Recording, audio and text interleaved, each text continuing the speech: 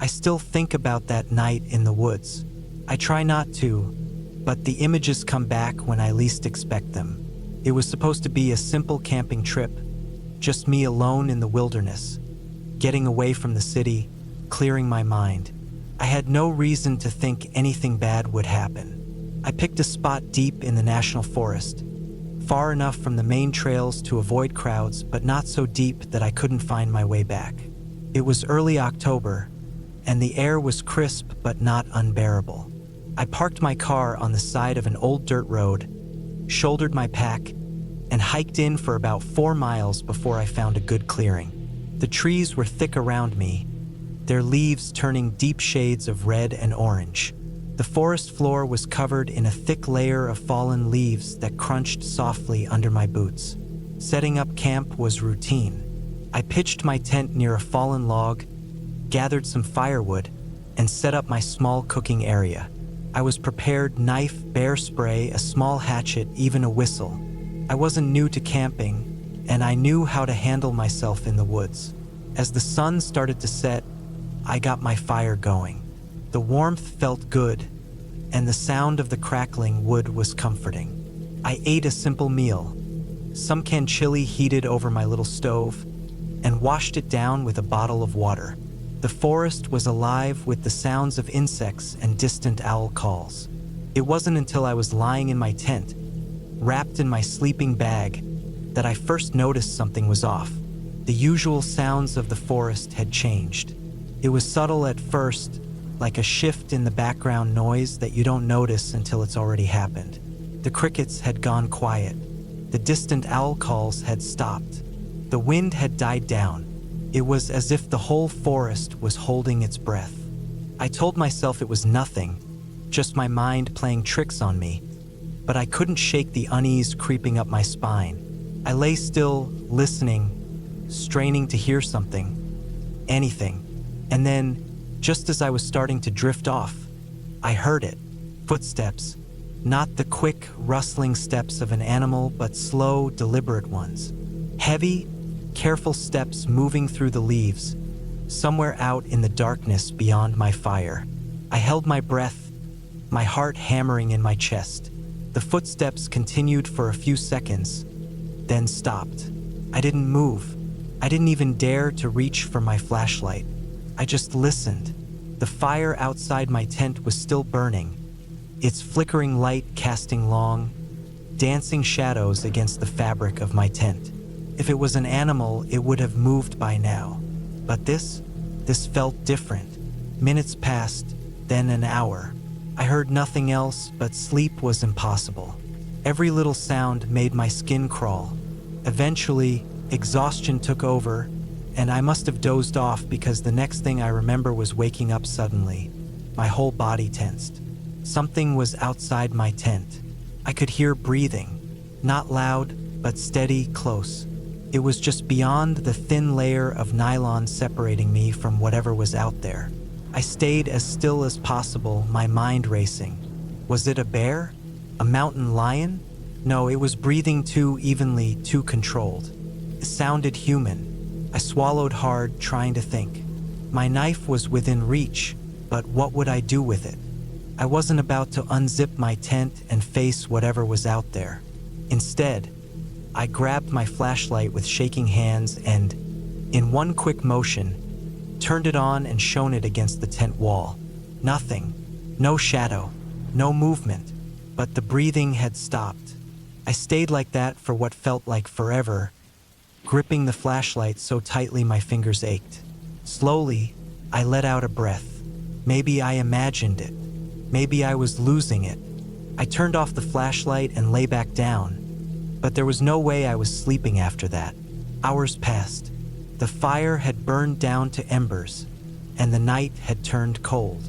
Every creak of a branch, every whisper of wind had me on edge, but nothing else happened. At first light, I unzipped my tent and stepped outside, scanning the area. My firewood pile had been disturbed, logs scattered. My pack was unzipped, though nothing seemed to be missing. But the thing that made my stomach drop was the footprints. There, in the damp earth just beyond my tent, were clear boot prints. Not animal tracks, not bare feet. Boots. Someone had been out here, circling my camp in the dead of night. I packed up as fast as I could, heart pounding in my chest. I didn't even bother with breakfast. I kept my knife in one hand, my bear spray in the other, constantly looking over my shoulder as I hiked back to my car. Every crack of a branch made my pulse spike. Every rustling leaf sent a jolt of adrenaline through me. When I finally reached my car, I threw my pack inside, locked the doors, and sped off down that old dirt road without looking back. I don't know who was out there that night, and I don't want to know. All I know is that I was not alone, and that thought still keeps me up at night.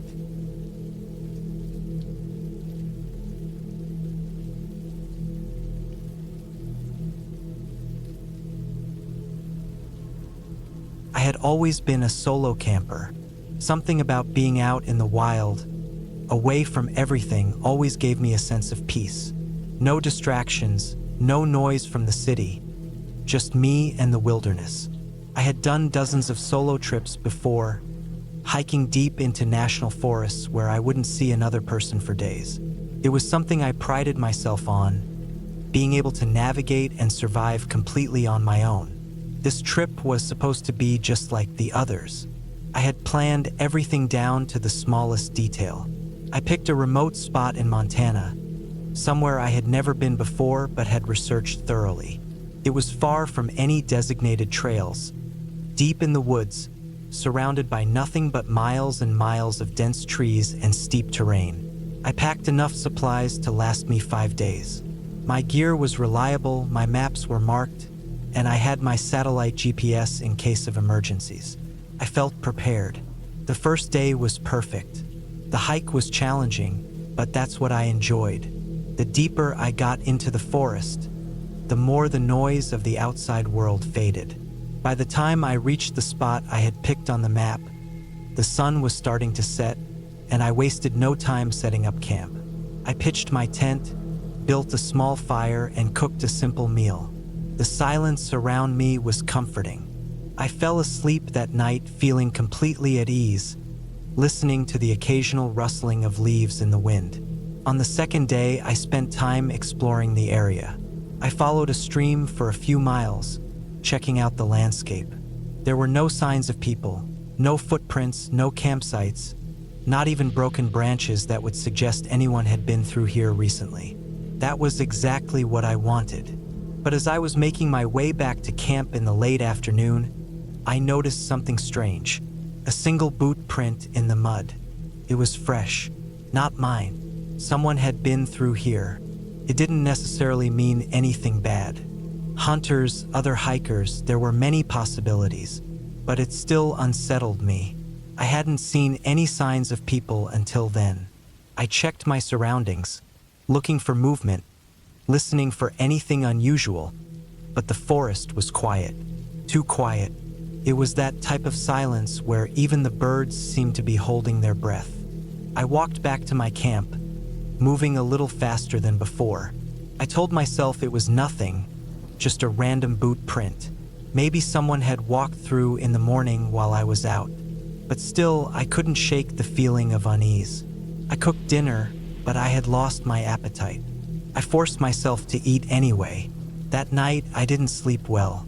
I kept waking up, convinced I had heard something outside my tent.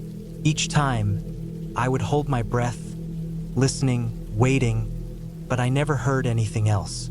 Just the wind, the trees creaking slightly, normal forest sounds. The third day, I went farther than before, trying to distract myself. I climbed a small ridge and got a better view of the area. Just trees in every direction, untouched wilderness. But on my way back, I found something that made my stomach drop. A tree, maybe 50 yards from my camp, had been marked. 3 deep, deliberate scratches, like someone had taken a knife and carved into the bark. It wasn't an animal. The cuts were too clean, too intentional. Someone had been near my camp, watching, marking the area for some reason. I felt exposed, vulnerable. I kept turning around, scanning the trees, looking for movement, but nothing. Just the feeling that I wasn't as alone as I had thought.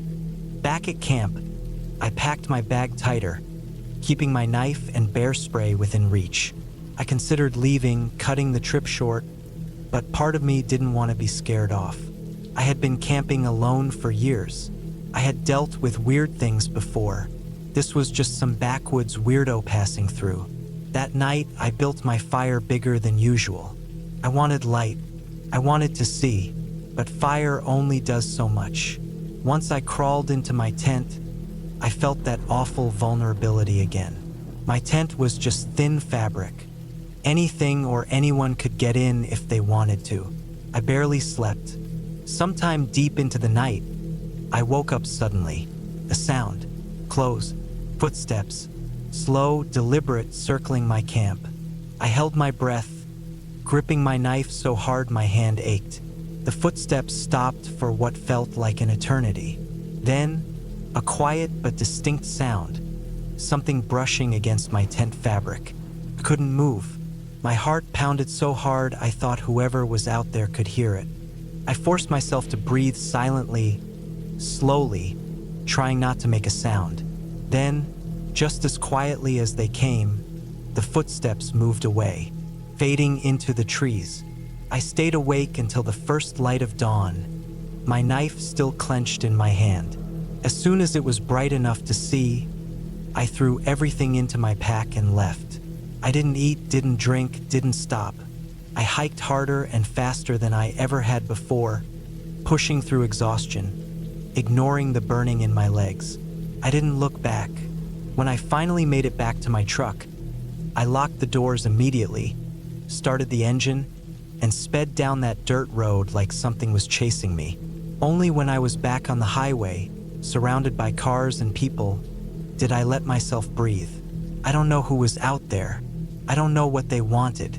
But I do know one thing, whoever they were, they weren't lost. They weren't just passing through. They knew I was there, and they wanted me to know it too.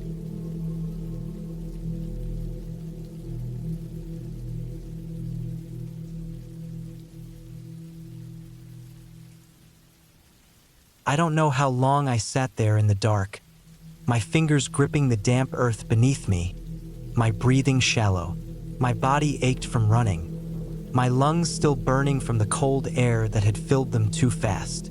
But the pain wasn't what kept me frozen in place. It was the silence. The woods were never silent. Not really. There was always something. An owl hooting in the distance, leaves rustling under some small animal's feet, the whisper of the wind through the branches. But right then, it was dead quiet, like the entire forest was holding its breath with me. It had started as a simple camping trip. Nothing special. Just me, my backpack, and a couple of days away from everything. I'd been doing this for years, heading out alone, setting up camp deep enough that I wouldn't see another soul for miles. It was my way of resetting, clearing my mind. But this time was different. And now, I don't know if I'll ever go back to the woods again. I arrived in the early afternoon, parked my truck off a dirt road that barely looked traveled, and hiked in. I had my tent, my gear, and enough supplies to last me the weekend. The hike was uneventful. The air crisp, the trees thick with green. Everything was normal, until it wasn't. I set up camp by a small clearing near a creek. The place was perfect. Flat ground, access to water, surrounded by thick forest that provided shelter from the wind. I had my tent up in minutes, gathered some wood, and got a small fire going before the sun dipped below the trees. Everything felt routine, comfortable, safe. But as the fire crackled, and I sat back against a fallen log, I got this feeling. It was small at first, barely noticeable, like the nagging thought that you left your front door unlocked when you're already too far to turn back. My skin prickled, and I found myself looking over my shoulder more than usual. I brushed it off. Being alone in the woods always had a way of messing with your head if you let it. But I couldn't shake it. Something felt off. The sounds around me seemed distant, like the forest was keeping its distance, watching me instead of welcoming me. I told myself it was just my mind playing tricks. That's what I kept telling myself as I finished eating and put out the fire. That's what I told myself when I crawled into my tent, zipped myself in, and forced my eyes shut. But then came the footsteps. At first, I thought it was just the wind moving the branches, maybe a raccoon sniffing around for scraps. But the sound was too deliberate, slow, careful, and close. I held my breath, my heart hammering so hard I could hear it in my ears. The footsteps circled the tent, pausing every few seconds. I could hear the leaves crunch under the weight of something. Someone. My mind raced through explanations. A deer? A bear? But neither would move like that, and neither would stop just outside my tent. I reached for the knife strapped to my belt, gripping it so tight my fingers went numb. My brain screamed at me to move, to do something, but I stayed still. I didn't unzip the tent. I didn't make a sound. I just waited. Then, as suddenly as it started, the footsteps stopped. The silence stretched on, long enough that I thought maybe, just maybe, it had been my imagination. But then I heard something worse. Breathing. Not mine. Not some distant, muffled sound carried by the wind. This was close, just beyond the thin layer of fabric separating me from whatever was out there. Deep, slow breaths, in and out, just standing there. I don't know how long it lasted. Seconds, minutes, felt like hours. I kept my grip on the knife, my body locked in place, waiting for something to happen. Then nothing. I didn't sleep, couldn't. I laid there, knife in hand, staring at the ceiling of my tent until the first hint of daylight peeked through the trees. As soon as the sun was up, I crawled out, my muscles stiff, my nerves fried. There were no tracks, no signs that anything had been near my tent. If it weren't for the damp ground, I might have thought I imagined it all. But the ground should have shown something. I packed up fast, stuffing everything into my pack, my only thought being to get back to my truck. I didn't eat. I didn't even stop for water. I just hiked, my ears straining for any sound, my knife still clutched in my hand. The feeling never left me. That pressure, that awareness of something just beyond my sight. I made it back to my truck, breathless, sweating despite the cold morning air. But as I opened the driver's door, I saw it. On the windshield, smeared across the glass in what looked like dirt, were two words. See you. I didn't wait. I jumped in, fired up the engine, and peeled out of there so fast my tires kicked up gravel. I didn't look back. Couldn't. I just drove until I was far enough that the trees thinned, the open road stretched ahead, and I could finally breathe again. That was 2 years ago. I haven't been camping since. I sold my gear, moved to the city, and surrounded myself with walls and locks and people. But sometimes on quiet nights, when the world outside my window falls too still, I swear I can hear it again. That slow, steady breathing.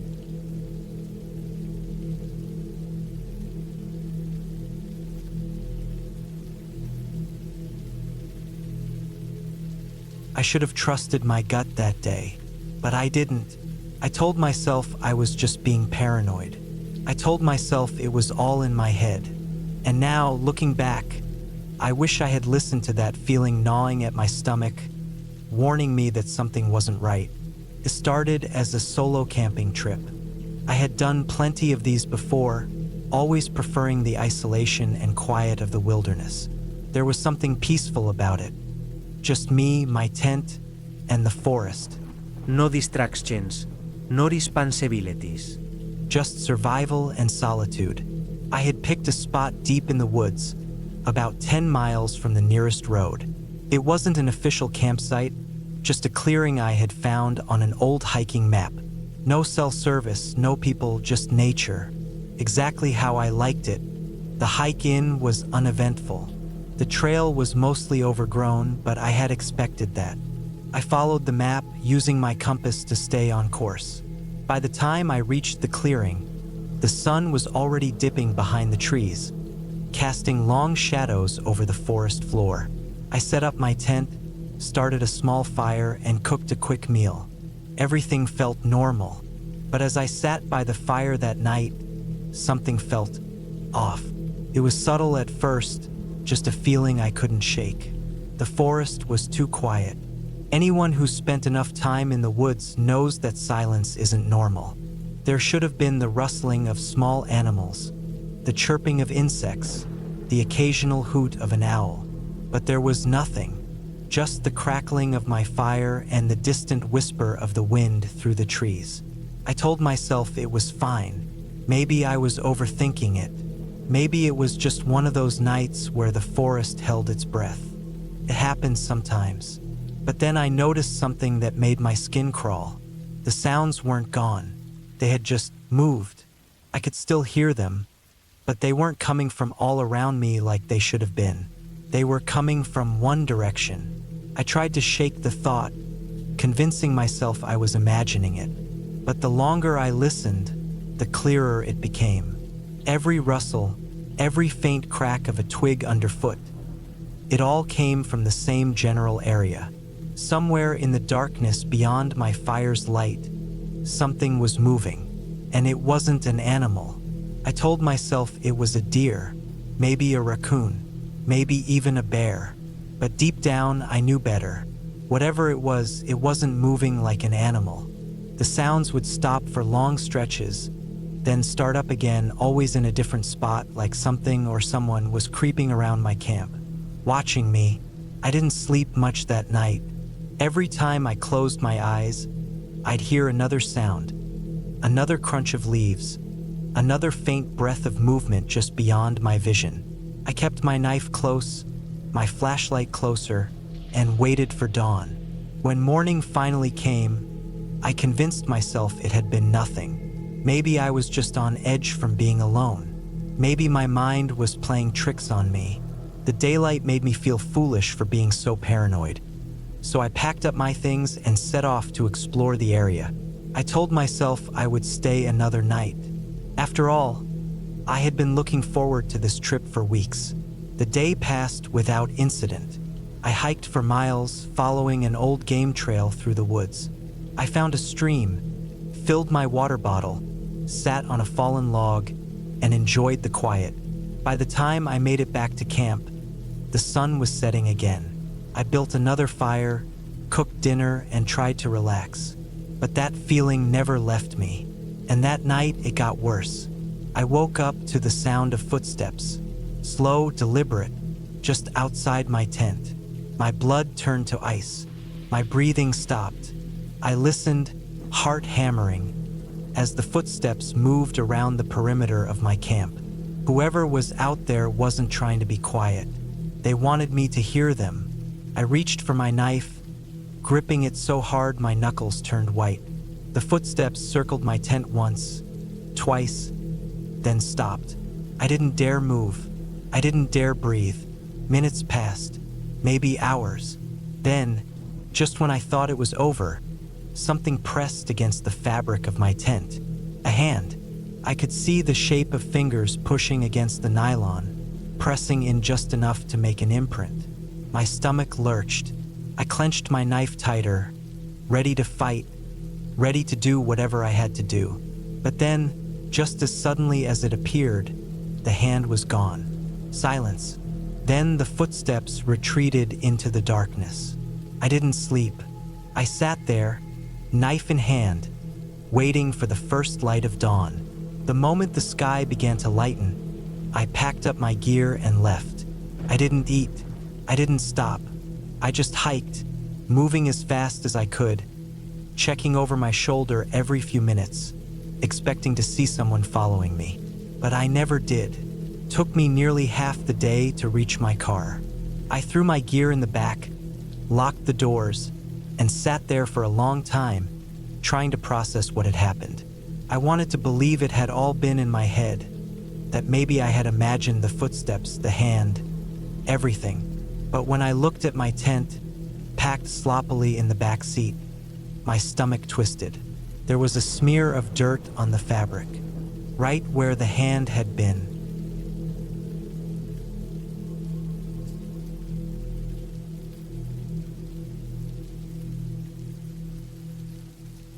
I always loved camping. Something about the stillness of nature, the smell of pine, the crunch of leaves under my boots. It all felt like a reset from the noise of daily life.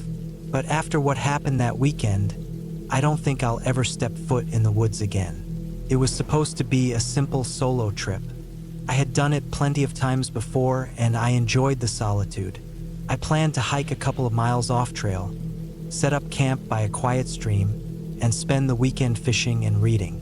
I packed light but smart tent, sleeping bag, a few meals, a knife, flashlight, extra batteries, a first aid kit, and of course my old .357 revolver. I never really expected to use it, but it made me feel safer knowing I had it, especially in remote areas. I arrived at the trailhead late in the afternoon, parked my truck, and set out. The first couple of miles were easy, just a gradual incline through dense forest.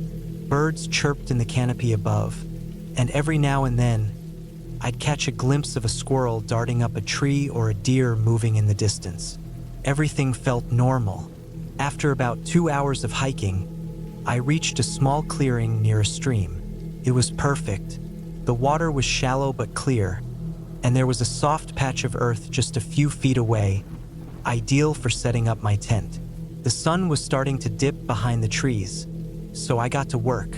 I pitched my tent, gathered some firewood, and got a small fire going. As the sky darkened, I cooked a simple meal, just some rice and canned beans. I sat by the fire, eating slowly, listening to the crackling wood and the distant hoot of an owl. It was peaceful. I should have left the next morning, but I didn't. I woke up just before sunrise. It was cold, colder than I expected for early fall. I crawled out of my tent and stretched, taking a deep breath of the crisp morning air. The forest was quiet, but something felt off. I couldn't put my finger on it at first, but as I walked toward the stream to wash my face, I noticed it. The woods weren't just quiet, they were silent. No birds, no rustling leaves, nothing. It was as if everything was holding its breath. I shook it off. Maybe it was just early. Maybe the animals were still waking up. I made a quick breakfast, packed some snacks in my day pack, and decided to explore the area. I didn't plan on going too far, just enough to get a lay of the land. About an hour into my hike, I found something strange, a deer carcass. At first, I assumed it had been taken down by a predator, but the more I looked at it, the stranger it seemed.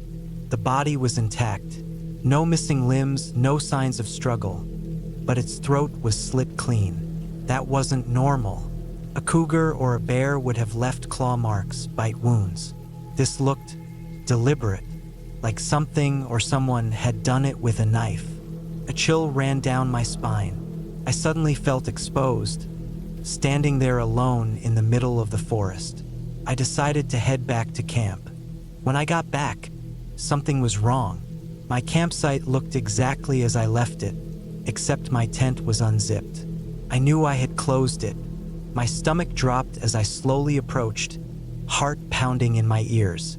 I reached for my knife, gripping the handle so hard my knuckles turned white. I took a deep breath and yanked the tent flap open. Nothing. Everything was still inside, untouched. Sleeping bag, flashlight, backpack. Nothing had been stolen or moved, but I knew what I saw. Someone had been here. I quickly packed my gear. My relaxing weekend was over. I needed to get out of there. The hike back felt different. Every sound, every rustle of leaves made my heart jump. I kept checking over my shoulder, convinced I wasn't alone. About halfway back to the truck, I heard something behind me, a branch snapping. I whipped around, but there was nothing there. I picked up my pace. Then I saw it. Footprints. Not mine. They were fresh, pressed into the damp earth, and they were following mine. I moved faster, practically jogging down the trail. The last mile was a blur. When I finally saw my truck, I sprinted the last stretch, yanking the door open and jumping inside. I locked the doors and just sat there, breathing heavily, scanning the tree line.